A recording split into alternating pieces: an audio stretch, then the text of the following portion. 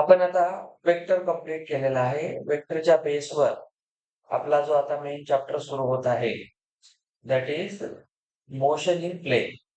आपलं 1D motion झालेलं आहे. तर आज आपण स्टार्ट करत आहोत मोशन इन प्लेन. आणि याच्यात असतं मेन आपण जे म्हणतो अँड प्रोजेक्टाईल मोशन. कोणते? वेक्टरचे फिजिक्स मध्ये जेईचे डायरेक्ट क्वेश्चन नसतात, मॅथ्स मध्ये असतात. सांगितलं ना तुम्हाला. सीईटी ला असते सेपरेट वेक्टरचे क्वेश्चन. तुला जेई मेन्स मध्ये असं सेपरेट वेक्टरचे क्वेश्चन फिजिक्स मध्ये नसतात. आता प्रोजेक्टाईल मोशनचे, सर्क्युलर मोशनचे, त्याच्यानंतर फोर्स एनएलएम, त्याच्यात वेक्टर येते जास्त. आता ह्याच्यात जे प्रश्न आपले बनतील ते डायरेक्ट जेईचे प्रश्न आहेत. जेई असं सेपरेट वेक्टरवर विचारत नाही. वेक्टर ते इन्क्लुडेड आहे. स्टेट बोर्डला काय केलेलं आहे, वेक्टर अल्जेब्रा म्हणून एक वेगळं छोटासा टॉपिक ठेवलेला आहे सीईटी साठी. त्याच्यामुळं आपण जे क्वेश्चन केले 2-4 दिवसातले मागचे, त्या टाईपचेच येतात सगळीकडे येणार. आता पहा, motion in plane and projectile motion याच्यामध्ये आता प्लेन बद्दल बोलतोय आपण. आता जो प्लेन आहे तो 2D 3D काही असू शकतो. लास्ट चॅप्टर मध्ये आपण मोशन इन स्ट्रेट लाईन पाहिलं होतं, ठीक नाही? म्हणजे त्यामध्ये एकतर असा एखादा ऑब्जेक्ट एक्स ऍक्सिस मध्ये चालतोय किंवा तो वाय ऍक्सिस मध्ये चालतोय. तर एखादा ऑब्जेक्ट जेव्हा फक्त x axis, only x axis किंवा ओनली वाय ऍक्सिस, त्या ओनली वाय ऍक्सिसला आपण व्हर्टिकल मोशन म्हणलं होतं. व्हर्टिकल मोशन फक्त वरच्या डायरेक्शन, जिथे ग्रॅव्हिटीचा रोल आहे. हे फक्त हॉरिझॉन्टल मोशन आहे. हॉरिझॉन्टल मोशन मध्ये ग्रॅव्हिटीचा रोल नसतो. ग्रॅव्हिटी असते पण ती इथे ऍक्ट करत नाही. एक तर तिला नॉर्मल रिॲक्शन कॅन्सल करते किंवा इथं फ्रिक्शन त्याला हेल्प करतं. तर जेव्हा आपण फक्त मोशन एक तर फक्त एक्स ऍक्सिस मध्ये करतो किंवा फक्त वाय ऍक्सिस मध्ये करतो, single motion at a time, एकाच वेळी एकच मोशन, त्याला आपण म्हटलेलं होतं, हे दोन्ही ज्या केसेस आहेत ते होतं मोशन इन 1D, ठीक आहे? किंवा आपण याला म्हणतो मोशन इन स्ट्रेट लाईन.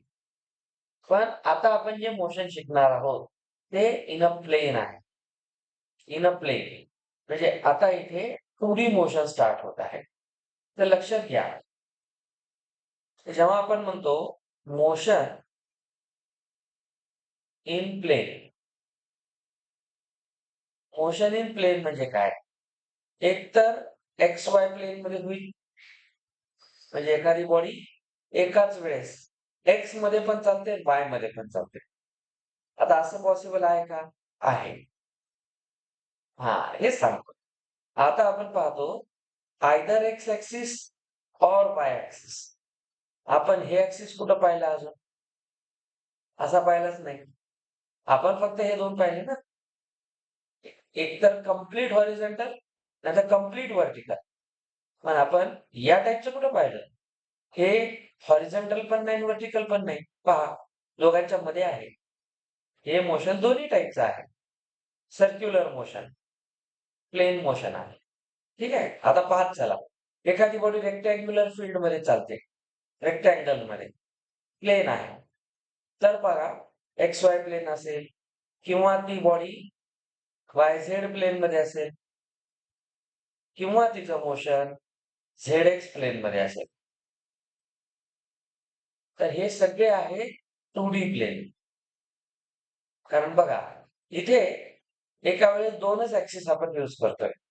म्हणजे असं समजा की एखाद्या बॉडीचं जे मोशन आहे ते असं माना की बॉडी समजा हे आहे एक्स ऍक्सिस, ठीक आहे? आणि त्याच वेळेस ती बॉडी वाय ऍक्सिस मध्ये पण चालत आहे. तर याला आपण म्हणतो एक्स वाय प्लेन. ठीक आहे? X Y plane. आता काय होऊ शकते? Y Z plane. आता बघा, जर आपण इथं घेतला हा वाय आणि समजा असा घेतला हा झेड, तर हा वाय झेड प्लेन. ठीक आहे. आणि जर इकडे पहा, हा एक्स आहे आणि इकडे आलेलाच कोण होता? वाय आहे, सॉरी झेड आहे. हे बघा, हा एक्स झेड प्लेन. तर हा झाला वाय झेड प्लेन आणि हा झाला झेड एक्स प्लेन. म्हणजे एखादी बॉडी ज्यावेळेस मोशन करते, तेव्हा ती या या दोन्हीमध्ये आहे. म्हणजे आपण तिचा एक्स कॉम्पोनंटही घेतो, वाय कॉम्पोनंटही घेतो. इथे वाय आणि झेड कॉम्पोनंट घेतो. इकडे एक्स आणि झेड कॉम्पोनंट घेतो. म्हणून या सगळ्या मोशनला आपण प्लेनर मोशन म्हणतो. एका प्लेनमध्ये असलेलं.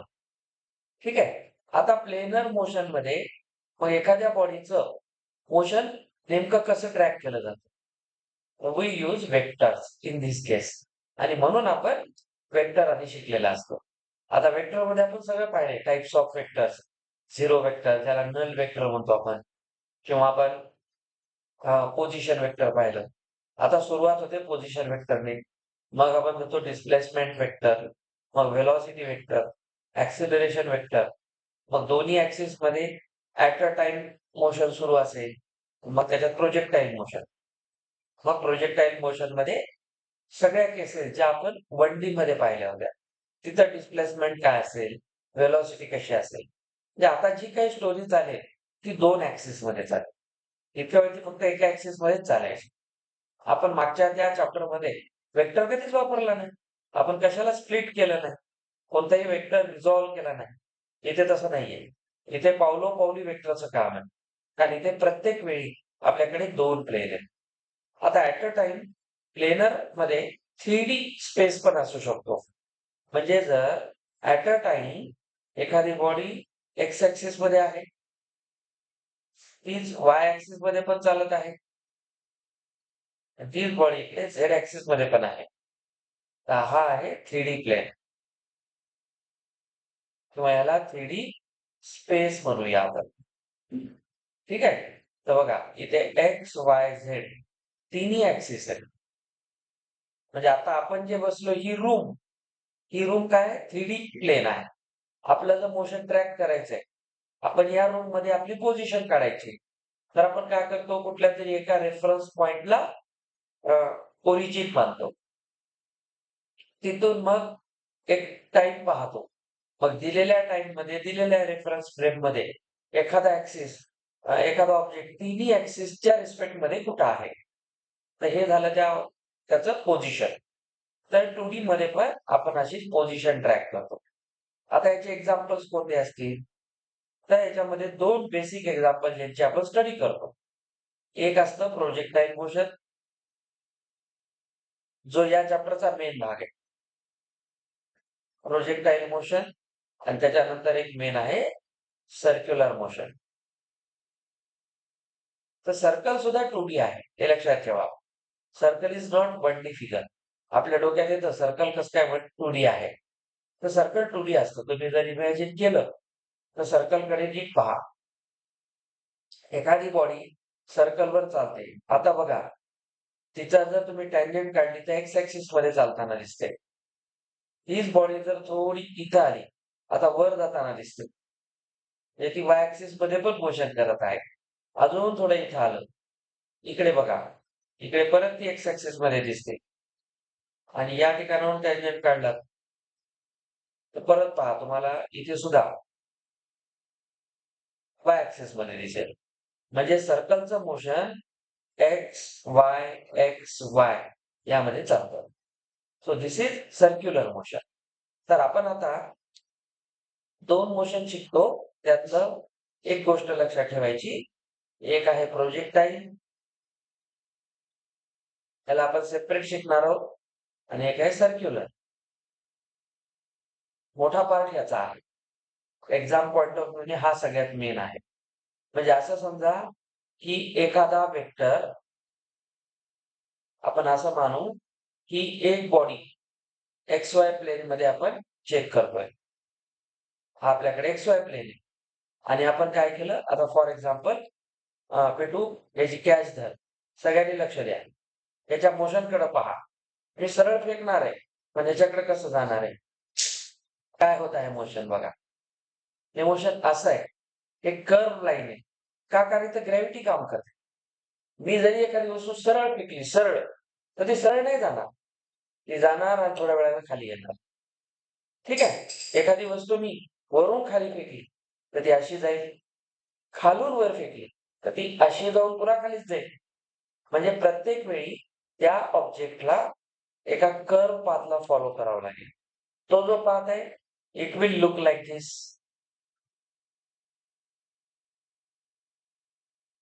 या पद्धतीने जाईल. तर हे जे त्याचं मोशन आहे, ते चांगलं काढू.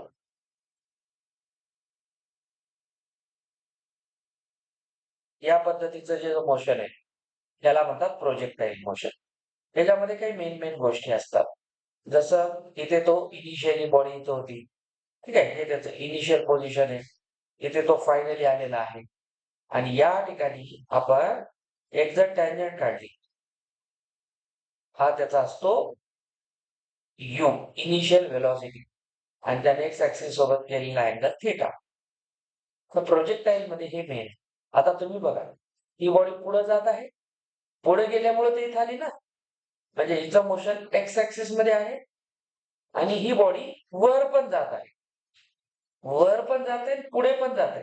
म्हणजे बघा, या बॉडीला या कुठल्या एका पॉइंटवर पहा, त्याच्याकडे एक वाय ऍक्सिस मधला एक कॉम्पोनंट आहे, वर जात आहे. आणि त्याच्यामध्ये पुढे जाण्याचा एक्स ऍक्सिसचा पण कॉम्पोनंट आहे. म्हणजे आता जो मी पेन फेकला, तो पुढे पण जात होता आणि वर आणि खाली पण जात होता. म्हणजे ऍट अ टाइम तो एक्स आणि वाय दोन्हीतही चालत होता. So this is 2D motion. हे प्लेनर मोशन. तर आपण या पूर्ण चॅप्टरमध्ये याच्यातच चालत असतो. आता हे जे मी काढलेलं ऍक्सिस आहे, हा ऍक्सिस तुम्ही या व्हेलॉसिटी वेक्टर सोबत अटॅच करा. आता मी जो फेकला तो वेक्टर कोणता होता? व्हेलॉसिटी. मी एक इनिशियल स्पीड दिली की नाही, त्याच्यामुळेच ती बॉडी पुढे गेली. बघा, तर एक तर ती बॉडीचा एक कॉम्पोनंट इथं असेल या यूचा, आणि बघा एक दुसरा कॉम्पोनंट कोणता असेल इथे, वाय ऍक्सिस मधला कॉम्पोनंट. आपण वेक्टर मध्ये काय शिकलो होतं? कोणत्याही वेक्टरला 2 पार्ट मध्ये तोडा. आठवते? तिकडे थिटा, तिकडे कॉस थिटा. हा यू होता. तर यूचा इकडे कॉम्पोनंट कोण होता? You cos theta. आणि इकडे यू साइन थिटा. बघा, साइन आणि कॉस आले की नाही. म्हणून हे जे मोशन आहे, या वेलॉसिटी वेक्टरला 2 पार्ट मध्ये आपण डिवाइड केलं. म्हणून इट्स अ 2D प्लेन. आपण ह्याच्यावर आता डिटेल शिकणार आहोत सगळं. पण ह्याच्या आधी काही छोट्या गोष्टी. समजलं आता 2D प्लेनर मोशन नेमकं काय आहे? नाव, in motion in plane, the first important thing is position vector. याच्यावर आपल्याला बरेचसे क्वेश्चन असतात. पोझिशन वेक्टर नावावरून कळतं, a vector which gives the position of any particle with respect to origin. Origin पासून एखादा पार्टिकल नेमका कुठं आहे हे सांगणारा वेक्टर विथ डायरेक्शन, त्याला आपण पोझिशन वेक्टर म्हणतो. जसं समजा आपल्याकडे एक एक्स ऍक्सिस आहे, एक वाय ऍक्सिस आहे, म्हणजे 2D प्लेन आहे. या 2D प्लेन मध्ये मी कुठेही एक पार्टिकल अज्युम केला, लाईक दिस, पी नावाचा.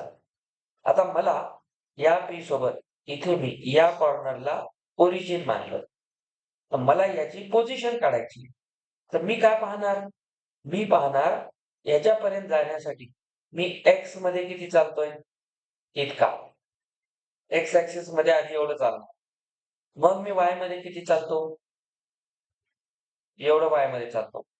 आधी एक्स मग वाय. मग मी त्या ऑब्जेक्ट कडे पोहोचलो. वेक्टर काय म्हणते, भाई इतनी मेहनत क्यों कर रहे हो, पहले एक्स में चलो फिर वाय में चलो, झगड़ा मत करो, सीधा जाओ ना. हे नाही, 2 डायरेक्शन खेळत बसल्यापेक्षा सरळ जा ना. वेक्टर काय करते, आडवे तिडवे रस्ते सांगत नाही. सरळ इथून तिथं जोडा. म्हणून त्या डिस्प्लेसमेंटला आपण काय म्हणलं होतं, शॉर्टेस्ट डिस्टन्स. हे त्याच्या मागचा reason. Y displacement is a vector, that is the reason. तर लक्षात घ्या, एखाद्या बॉडीला 2 मोशन मध्ये जर ट्रॅक करायचा असेल, तर आपल्याला इथे पाहावं लागेल की त्याच्यात नेमकं काय काय होतं. तर एक्स मध्ये चालते, वाय मध्ये चालतं. तर हा जो ओपी आहे, this OP is a vector आणि याला ही डायरेक्शन आहे. आता आपल्याला माहिती आहे इथून इथपर्यंत याचा युनिट वेक्टर असेल, आठवते सगळ्याला. आणि या वेक्टरला लेट्स से मी आर ने दाखवलं. तर आर वेक्टर जो असतो, it is called position vector. तर बघा, आर इज पोझिशन वेक्टर. कारण याचं काय काम आहे? पोझिशन दाखवणे.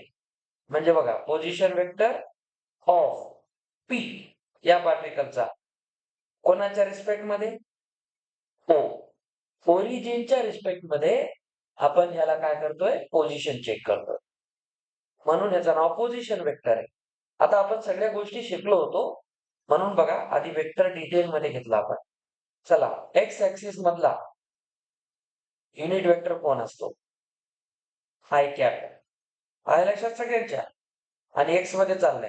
तर ही बॉडी एक्स मध्ये आय कॅप डायरेक्शनने गेली असेल. त्याच वेळेस वाय मध्ये वाय जे कॅप. बघा, इथे आली. हे वाय जे कॅप आहे. आता आपण काय करतोय? आर वेक्टर काय असेल? X I cap Y J cap. त्या दोन्हीचाच हा रिझल्टंट आहे की नाही? आपण रिझल्टंट वेक्टर काय पाहिला होता? एक F1 F2 याचा मधला वेक्टर काय असायचा? Under root F1 square plus F2 square plus 2 F1 F2 cos theta. आता वेक्टर सगळं शिकल्यामुळे वेळ नाही लागणार समजायला. पटपट पटपट समजेल आता. तर या वेक्टरला कसं लिहिलं जातं? तर आपण काढतोय ओपी रिझल्टंट वेक्टर आहे. तर असं समजा तो वेक्टर इथे या पॉइंट पर्यंत ओ ए वेक्टर आहे, एक्स आय कॅप. आणि इथून या पॉइंट पर्यंत ओ बी वेक्टर आहे, वाय जे कॅप. तर बघा, आपण पाहतो ओपी वेक्टर कसा बनलेला आहे? सर हा या दोघांचा रिझल्टंट आहे. आणि आपण ट्रायंगल लॉ मध्ये काय करत होतो? 2 ऍड करत होतो ना. इसको बोलते हैं. आता हा कोण आहे? सर हा तर आर कॅप आहे. आर वेक्टर आहे, पोझिशन वेक्टर. हा कोण आहे? सर हा एक्स आय कॅप आहे. आणि हा वाय जे कॅप आहे. बघा, आता तुम्ही एका वेक्टरला एक्स आणि वाय दोन्ही मध्ये लिहिलेले आहे. म्हणजे याचं एक्स मधले मोशन कळलं, वाय मधले कळलं. म्हणून this is called planar motion, 2D motion. समजलं याला काय म्हणतात? तर हा जो ओपी आहे, OP that is vector R is known as position vector. तर पोझिशन वेक्टर हा नेहमी कुठून काढला जातो? लक्षात ठेवा, ऑलवेज फ्रॉम ओरिजिन. त्याचं काम आहे पोझिशन सांगणे. आणि आपण कोणत्याही ऑब्जेक्टचं पोझिशन एखाद्या रेफरन्स पॉइंट पासून पाहतो. तो रेफरन्स पॉइंट ओरिजिन. आता तुम्हाला एक कळलं असेल, त्याला एक्स आय कॅप आणि वाय कॅप का लिहितात? आता हे तर पोझिशन वेक्टरचं काय झालं? मॅग्निट्यूड झालं. हे तर मॅग्निट्यूड आहे. वेक्टरला डायरेक्शन असते. आपण डायरेक्शन त्याची काढत होतो आठवा, टॅन अल्फा. सगळं डोक्यात ठेवा आता. आता 10 ते 12 लेक्चर झालेत आपले वेक्टरचे. तर हे टॅन अल्फा आहे. Tan alpha. मग आता हे झालं magnitude. So this is magnitude. आता जर तुम्हाला कोणी म्हणलं डायरेक्शन ऑफ पोझिशन वेक्टर, तर आम्ही ती काय करणार? इथे तो अँगल घेतला थिटा, तर आपण त्याची डायरेक्शन सांगणार टॅन थिटा. टॅन काय असतो? योगायोग चांगला आहे, आपण ट्रिग्नोमेट्री शिकतोय. Opposite to adjacent. ऑपोजिट असतो वाय, ऍडजसंट असतो एक्स. तर याचं वाय आणि हा एक्स हेच घेतो. तर आपल्याला माहिती आहे मग थिटा काय असतो? Tan inverse Y by X. हा नंबर काय सांगतो? डायरेक्शन. आणि हा नंबर काय सांगतो? मॅग्निट्यूड. हा तर मॅग्निट्यूड आहे. आणि मॅग्निट्यूड काढण्याची पद्धत तुम्हाला सगळ्यांना माहिती आहे. Under root X square plus Y square. समजलं वेक्टर शिकल्याचा फायदा? तर आता हे पोझिशन वेक्टरला आपण डिफाईन केलेलं आहे. So this is the first main slide of this chapter. त्यात आपण पोझिशन वेक्टर शिकतो. आता जर हे तर 2D मध्ये झालं ना, मग आता हे जर आपण पुढे घेतलं इन इन 3 डायमेन्शन, 3D मध्ये आपण ह्याला कसं लिहितो? तर कोणताही position vector R is given by X I cap Y J cap plus Z K cap. 3D मध्ये असेल तर असं लिहितात आणि याचा magnitude under root X square plus Y square plus Z square. आपण हे पूर्ण शिकलेलं आहे. ओके, आता बघा, त्याच्यात एक एक्झाम्पल तुम्हाला दाखवतो म्हणजे थोडस आयडिया येईल. A particle moves in a plane such that its coordinate, आता आपण असं पाहू, coordinates of a particle in a plane are x आहे त्याचा समजा 80 ने दाखवत आहोत विथ रिस्पेक्ट टू टाइम. ठीक आहे, 80 आणि y मध्ये लेट्स से तो आहे बीटी. तर तुम्हाला प्रश्न विचारतात आणि इथे एक महत्वाची गोष्ट आहे, where A and B both are constants. ही लँग्वेज असते क्वेश्चनची, हे दोन्ही कॉन्स्टंट आहेत. तर तुम्हाला सांगतात find position vector and direction. आता फक्त आपण शिकलेल्या थेअरीला रिवाइज करण्यासाठी. तर बघा, एक्स मध्ये 80, वाय मध्ये बीटी. तर पोझिशन वेक्टर कसा लिहितो आपण? R vector is X I plus Y J. ठीक आहे, तर आपण याला काय लिहिणार? एक्स मध्ये 80 होता तर 80 आय कॅप प्लस बीटी जे कॅप, हा झाला याचा पोझिशन वेक्टर. ठीक आहे, याचा मॅग्निट्यूड विचारलं असतं तर खऱ्याचं जर तुम्ही आम्हाला मॅग्निट्यूड विचारलं तर आम्ही अंडर रूट एक्स स्क्वेअर म्हणजे 80 स्क्वेअर प्लस बीटी स्क्वेअर लिहिणार, हे मॅग्निट्यूड असणार. आणि आपल्याला परत विचारले त्याची डायरेक्शन. तर डायरेक्शन तुम्हीच सांगितलं, theta that is tan inverse Y by X. बघा आला प्रश्न, हा टॅन इनवर्स, वाय कोण आहे? बीटी, आणि एक्स आहे 80, त्याच्यातला T T cancel, then angle is tan inverse B by A. कळलं? आता कोणताही जेईई मेन्सचा कोणताही प्रश्न करताना या बेसिक्सची हेल्प घेत चला. तर इथे तुम्हाला वेक्टर लिहिता आला, हे त्याचं मॅग्निट्यूड आणि ही त्याची डायरेक्शन. तर वेक्टरला लिहिताना 3 गोष्टी माहीतच पाहिजे. एक तर त्याचं रिप्रेझेंटेशन 2D मध्ये आहे का 3D मध्ये आहे, नंतर त्याचा मॅग्निट्यूड म्हणजे त्याची न्यूमेरिकल व्हॅल्यू, आणि एक त्याची डायरेक्शन. वेक्टरला 3 गोष्टीच लागतात. एक तर आपण वेक्टरचं ऍडिशनही केलं, हे ऍडिशन कसं आलं होतं तुम्हाला माहिती आहे? दिस इज बाय ट्रायंगल लॉ. हा ट्रायंगल लॉ आहे. ठीक आहे, हाच ऍक्च्युअली नंतर पॅरेलोग्राम लॉ होतो.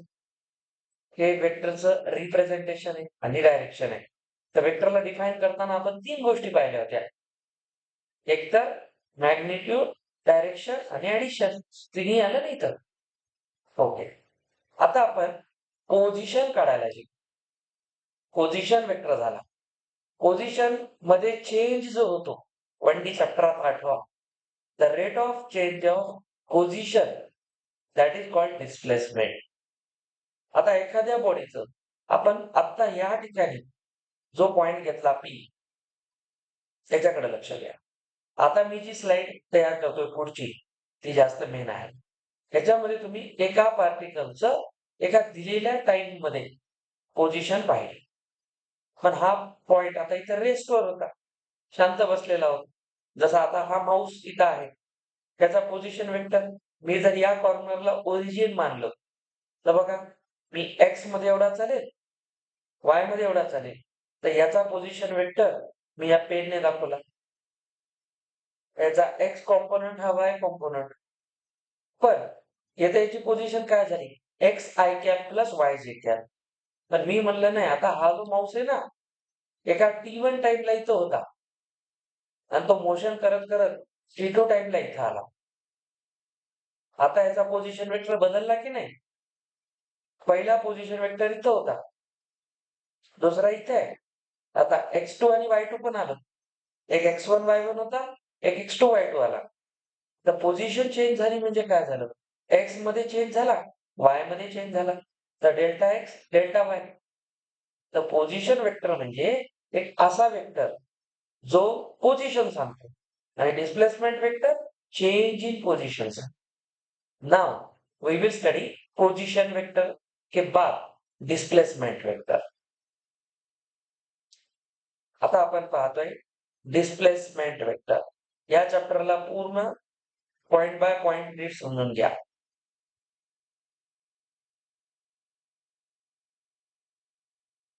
Displacement vector. आता आपल्या सगळ्यांना माहिती आहे डिस्प्लेसमेंट वेक्टर मध्ये डिस्प्लेसमेंटचं काय काम आहे? The rate of change of position. एखादा ऑब्जेक्ट आपली पोझिशन जशी चेंज करतो ते त्याचं डिस्प्लेसमेंट आहे. समजा आपण एक्स वाय प्लेन घेऊया, 2D प्लेन चालू आहे आपला फक्त आता. तर एक्स वाय प्लेन मध्ये समजा एक पार्टिकल ओरिजिन पासून, इथे ओरिजिन घ्या, हा एक्स वाय प्लेन असेल. बघा, तो युनिफॉर्म वेलॉसिटी बी ने आता मोशन करणार आहे. तर पार्टिकल हॅज युनिफॉर्म वेलॉसिटी. आता विचारू नका हे काय असते सर, हे आता सगळे शिकले आपण. Uniform velocity in equal interval of time, equal distance is covered, then velocity is uniform. आता बघा, आपण 2 टाइम साठी याला पाहतोय. चला, एक ऑब्जेक्ट सुरुवातीला कुठं होता? के या ठिकाणी होता. त्याचा पोझिशन वेक्टर तुम्हाला माहिती आहे. तर हा त्याचा पोझिशन वेक्टर आहे. ठीक आहे, हा पोझिशन वेक्टर आहे. Let's say this is R1. आता हा माऊस इथं होता, ती पोझिशन आहे. आता थोड्या वेळाने तो माऊस इथं आणला आपण, पोझिशन चेंज झाली. तर बघा, त्याची आता जी पोझिशन आहे त्याचा पोझिशन वेक्टर आहे बदलेल. हा त्याचा दुसरा पोझिशन वेक्टर आहे, लेट्स से R2. आता इथे होता आणि इथे आला. इथून इथे येण्यासाठी असं समजून चला की त्याची पहिल्यांदा पोझिशन x1 होती, एक्स ऍक्सिस वर x1. त्यावेळेस इथे y ऍक्सिस मध्ये ते किती होतं? y1 होता. थोड्या वेळाने तो कुठे आला? त्याचा पोझिशन वेक्टर एक्स ऍक्सिस मध्ये x2 झाला आणि त्याच वेळेस y ऍक्सिस मध्ये तो y2 गेला. तर बघा बरं, हा डिफरन्स कोण आहे? तर हा डेल्टा y आहे. y मधला चेंज आहे. आणि हा डिफरन्स कोण आहे? डेल्टा x आहे. तर या दोघांना आता आपण जोडणार. सर कसं जोडतात? तर लक्षात घ्या, डिस्प्लेसमेंट वेक्टर बॉडी इनिशियली कुठं होती तो पकडा वेक्टर ए, फायनली कुठं आहे बी. तर ए आणि बी ला जोडा. ए टू बी, समजलं? A to B, very important. A to B, this is R, change in position, delta R. Sir हे तर वेक्टर झाले. ट्रायंगल दिसला? नाही दिसला? ओ ए बी. सांगा बरं, ट्रायंगल लॉ नुसार सब काय होईल? ट्रायंगल लॉ काय सांगत होता? सगळ्यांना आठवते? Using triangle law. Triangle law म्हणायचा पहिल्या वेक्टरच्या हेड सोबत दुसऱ्याची टेल कनेक्ट करा आणि रिझल्टंट असतो पहिल्याची टेल ते दुसऱ्याचा हेड. आहे काय दिमागात? Very nice. हा ओरिजिन बघत चला. पहिला वेक्टर कोण होता? ओ ए. समजताय कुछ? ओ ए. दुसरा कोणता होता? ओबी. ओबी, हे बघा, हा ओबी आहे. किंवा चला ओबी वेगळा आहे. बरं, ह्यालाही बघू नका, फक्त ट्रायंगल लॉ तर कळला. आता इथंच बघा, आपण काय करतो? पहिला वेक्टर ओ ए, दुसरा वेक्टर ओबी. आपण कसं करतो रिझल्टंट? सर हा बघा, हा पहिल्याचा हेड आहे इथं. हे बघा आहे ना, पहिल्याचा हेड आणि दुसऱ्याची टेल आहे बघा इथे. तर हा पहिल्याचा हेड, दुसऱ्याची टेल आणि आता इथं दुसऱ्याचा हेड आला. तर रिझल्टंट काय राहतो? पहिल्याच्या टेल पासून दुसऱ्याच्या हेड पर्यंत. समजलं? म्हणजे तुम्हाला काय कळलं? असंही समजा पहिला वेक्टर आणि इथून इथे गेला तो. तर बघा वेक्टर ओ ए आधी ओ ए, मग तो कुठे गेला? A B. ओ ए आणि ए बी हा काय होता? O B. ट्रायंगल लॉ लावला. बघा. तर हा रिझल्टंट आहे ना तुमचा, हा रिझल्टंट आहे. बघा हे इकडे गेला. तर ओ ए वेक्टर आपल्याला कोणता काढायचा आहे? ए बी काढायचा आहे. डिस्प्लेसमेंट इथं झाले. ए पासून बी पर्यंत. तर बघा बरं ए बी काय होईल? सर ए बी होईल ओ बी मायनस ओ ए. तर सांगा ओ बी वेक्टर कोण होता? सर तो तर R2 होता. आणि ओ ए कोण होता? R1. आणि ए बी कोण होता? Delta R. बघा आलं का displacement? This is displacement vector. आता डिस्प्लेसमेंट मध्ये आपण काय केलं? बघा हा आहे डिस्प्लेसमेंट वेक्टर. कुठून सर? Final minus initial. म्हणून आपण डिस्प्लेसमेंटची डेफिनेशन करताना काय लिहित होतो? फायनल मायनस इनिशियल लिहितो. That is the reason. Initial minus final लिहित नाही. This is by vector addition. Triangle law. बघा पहिल्यांदा तो वेक्टर ए ला होता, नंतर बी कडे होता. म्हणजे पार्टिकल ए वर होता, मग बी वर होता. तर वेक्टर चालले कसे? आधी ओ ए मग ए बी. तर रिझल्टंट कसं जाईल? O B. तर रिझल्टंट आहे, मग डिस्प्लेसमेंट किती आहे? R2 minus R1. तर फायनल मायनस इनिशियल. तर this is triangle law of addition. आपल्याला माहिती आहे हा ए आणि हा बी असेल तर हा ए प्लस बी असतो. त्यालाच आपण आर म्हणत होतो. कळलं? आता वेक्टर शिकल्याचे हे फायदे आहेत. आता फिजिक्स मध्ये आपण नेहमी याच गोष्टी पाहतो. सर हे तर तुम्ही पोझिशन मधला चेंज सांगितला. टाइम मधला चेंज T2 मायनस T1. इथं जर मी घड्याळ लावली तर पहिला पार्टिकल O पासून A पर्यंत होता T1 टाइमला. मग तो B ला गेला T2 टाइम लागला. तर A पासून B पर्यंत जायला T2 मायनस T1 टाइम लागला. तर पोझिशनला टाइमने डिवाइड केल्यावर काय येते? व्हेलॉसिटी. झाला velocity vector. R2 minus R1 divided by T2 minus T1. झालं की नाही velocity? Position divided by time. एवढंच लॉजिक आहे. असं असते आपण जे लहानपणी फॉर्म्युले शिकलो त्याला आता वेक्टर मध्ये पाहायला शिका. आता कधीही मनाने R1 मायनस R2 लिहायचा नाही. नेहमी फायनल मायनस इनिशियल लिहायचा. Final minus initial. आणि एक गोष्ट मी जे आता लिहिलेलं आहे हे सगळे कोण आहेत? पोझिशन वेक्टर आहे.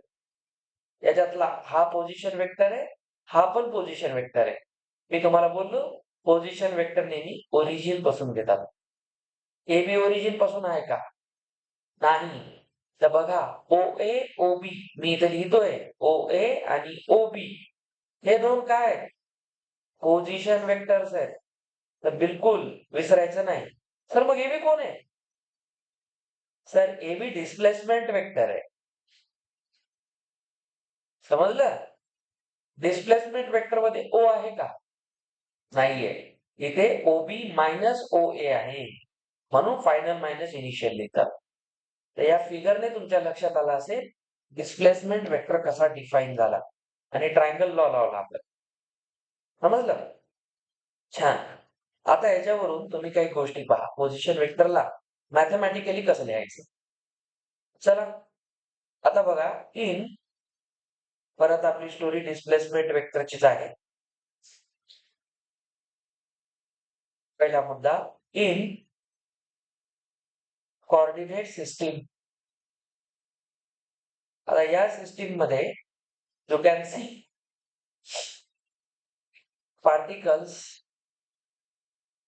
particle is at A and B. तर A चे कोऑर्डिनेट्स काय होते? सर x1 च्या वेळेस तो y1 होता. ठीक आहे. आणि बी पोझिशन काय होती? x2, y2 होती.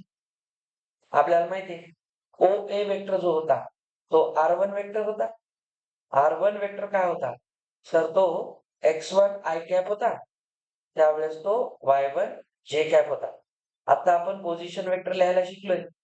x कॅप, y कॅप तेच लिहितोय आपण. x1, y1 हा तुमचा R1 वेक्टर आहे. आणि R2 वेक्टर काय होता? सर तेव्हा तो x2 i कॅप मध्ये गेला त्या डायरेक्शनला. तेव्हा त्याची y2 j कॅप पोझिशन होती. मग याचा डिस्प्लेसमेंट वेक्टर AB काय होता? सर तो फायनल मायनस इनिशियल होता. R2 मायनस R1 होता. म्हणजेच सांगा R2 कोण आहे? Sir R2 x2 minus y2 आहे. x2 प्लस y2 आहे. तर बघा position vector AB becomes R2 means what? x2i plus y2j. समजलं? हा R2 आहे. मायनस कोण आहे? x1i plus y1j. आता आपण काय शिकलो वेक्टर मध्ये? I ऍड होतील, जे ऍड होतील, लाईक टर्म्स.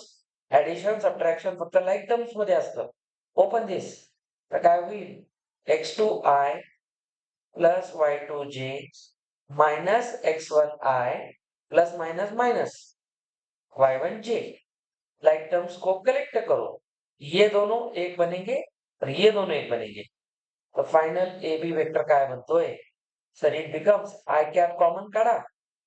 सर हा तर x2 minus x1 I cap झाला plus y2 minus y1 J cap झाला.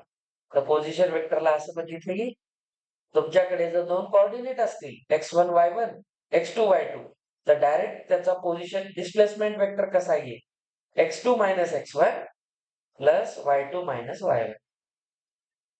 याला पाहिल्यावर कशाची आठवण येते? कशाची?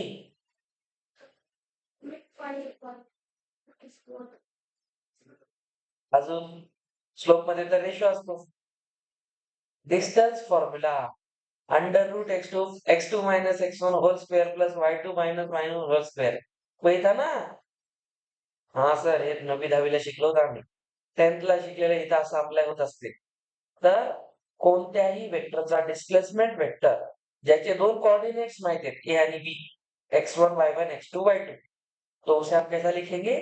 x2 minus x1 i cap plus y2 minus y1 j cap. 3D मध्ये असेल तर z2 minus z1 j k cap. तिसरा ऍड होईल ना पुढे. पोझिशन वेक्टर काय करतो? x मध्ये किती चालला, y मध्ये किती चालला, z मध्ये किती चालला.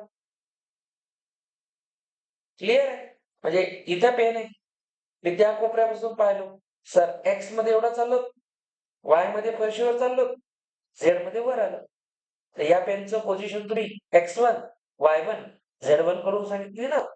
मग ह्याला मी एवढं भांडण करायचं नाही. वेक्टर काय म्हणते? आता म्हणलं तसं इतनी मेहनत कर रहे हो, इधर जाओ इधर जाओ इधर जाओ, सीधा कनेक्ट करो ना. म्हणजे या वेक्टरला तुम्ही 3 पार्ट मध्ये तोडलं ना, दॅट इज अ रिझोल्युशन. तर वेक्टर रिझॉल्व्ह करणं म्हणजे काय? हे जे आपण मेहनत करायलो इथं यायसाठी, हे जे पापड लाटायलो, हे म्हणते एवढे पापड तुम्ही घरी पीठ आणा, ते पापडामध्ये ते जिरे टाका, 4 बायका बसा, लाटत बसा. तेवढं करण्यापेक्षा डायरेक्ट मॉलमधून विकत घेऊन या. तर वेक्टर काय सांगते? मेहनत मत करो. आणि वेक्टर एकदम क्लीन कार्यक्रम असतो. वेक्टरचा का शोध लागतो? Why we use vectors in physics? कारण वेक्टर तुम्हाला डायरेक्ट आन्सर देते. तेवढी मेहनत करायला लावत नाही. बघा त्याने किती पटकन पोझिशन वेक्टर सांगला. पोझिशन वेक्टरचा डिफरन्स घ्या, you will get displacement. Clear? चलो. मग आता याच्यावरून मला काय कळलं? तर बघा आता मेन आहे. तर आपण डिस्प्लेसमेंटला काय म्हणतो? Sir x2 minus x1 is delta x. Change in x आहे ना हा. आणि हा कोण आहे मग? Delta Y J cap. आणि मग डिस्प्लेसमेंटचं मॅग्निट्यूड काढा म्हणलं तर हे तर वेक्टर आहे. हा तर वेक्टर आहे ना. मग याचा मॅग्निट्यूड काय राहील? सर मॅग्निट्यूड तर तुम्ही सांगितला under route x² plus y². म्हणजे x2 मायनस x1 चा hole square plus y2 minus y1 चा होल स्क्वेअर. सर ये तो डिस्टन्स फॉर्म्युला आहे. Under root x2 minus x1 whole square plus y2 minus y1 whole square. असं का? तर ह्याचं तुम्ही कसं काढता? हे डिस्टन्सच आहे की नाही? AB डिस्टन्सच आहे की नाही पोझिशन वेक्टर? तर बघा x2 मायनस x1 बघा आणि y2 मायनस y1. आला का थोडा ब्रेनला सेन्स आला? कारण अंडरस्टँडिंग शिवाय फिजिक्स नाही. फिजिक्स पाठ करून येणारा विषय नाहीये. मॅथ्स पाठ करायचं नाही, फिजिक्स समजून घ्यायचं, मॅथ्स मध्ये प्रॅक्टिस पाहिजे. मॅथ्स मध्ये तुम्ही प्रत्येक टाईपला सॉल्व्ह करून पाहिलं पाहिजे. फिजिक्स मध्ये प्रत्येक गोष्ट लक्षात राहिली पाहिजे. फिजिक्स मध्ये विसरता येत नाही, काहीच विसरता येत नाही. हे एक ना एक कॉन्सेप्ट आता मी तुम्हाला सगळे विथ प्रूफ शिकवायले, समजून घ्या. चला मग आता माझा एक साधा प्रश्न है, डिस्प्लेसमेंट वेक्टर है तो देखो इसे क्या कहेंगे? वेक्टर. ये क्या है? मैग्नीट्यूड. अब मुझे लगे यार डायरेक्शन बता दो. चला इन शॉर्ट आपण करू. तुम्ही डिस्प्लेसमेंट वेक्टर सांगा. सर डिस्प्लेसमेंट वेक्टर होता delta X I cap plus delta Y J cap. हा वेक्टर आहे. सर मग डिस्प्लेसमेंट वेक्टरचा मॅग्निट्यूड सांगा. Under root delta X square plus delta Y square. Okay. Direction हे सांगा बसल्या जागेवर. सर तुम्ही म्हणला आता it is tan inverse of Y delta Y by X. अरे स्क्वेअर में. Okay. So like this we have cracked all the codes. आता इथं पूर्ण स्टोरी संपली डिस्प्लेसमेंट वेक्टरची. तर आज आपण मोशन मध्ये वेक्टर हे समजून घेतला, डिस्प्लेसमेंट वेक्टर हे पाहिला. एक क्वेश्चन देऊ का तुम्हाला? चला रफ मध्ये क्वेश्चन करा आजच्या कॉन्सेप्टवर. एक एग्जांपल. An object moves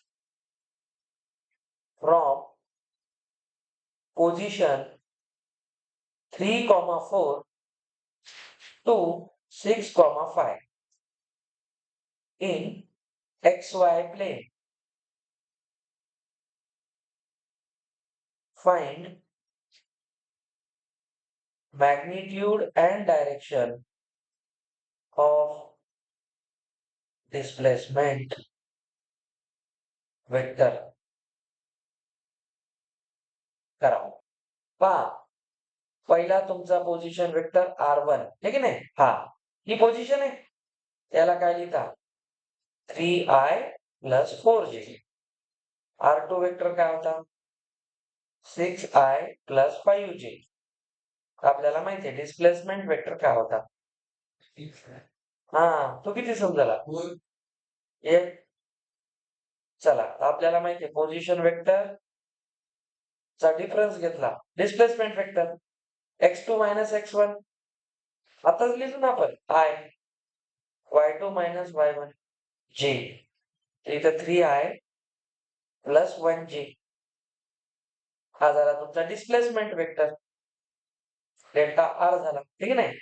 आपल्याला काढायचं आहे मॅग्निट्यूड. तर ते असते under root 3 square plus 1 square. हा रूट 10 येतो 9 प्लस 1. तर मॅग्निट्यूड आलं रूट 10. मॅग्निट्यूड रूट 10 आलं. आता डायरेक्शन काढायची. डायरेक्शन मध्ये sir tan inverse delta Y by delta X. तर डेल्टा वाय किती आहे? चेंज ऑफ वाय 1 आहे आणि चेंज इन एक्स किती आहे? 3 आहे. तर डायरेक्शन आहे टॅन इनवर्स 1/3.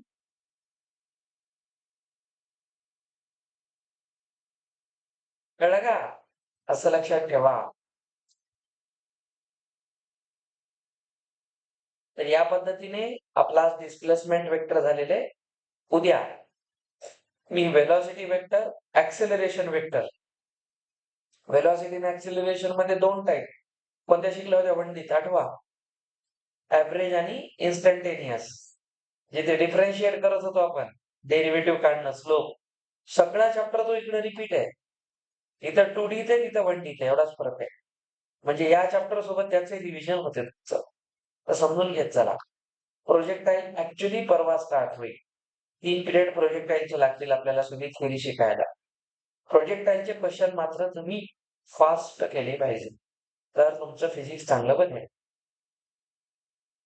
चला आपण इथे थांबूया.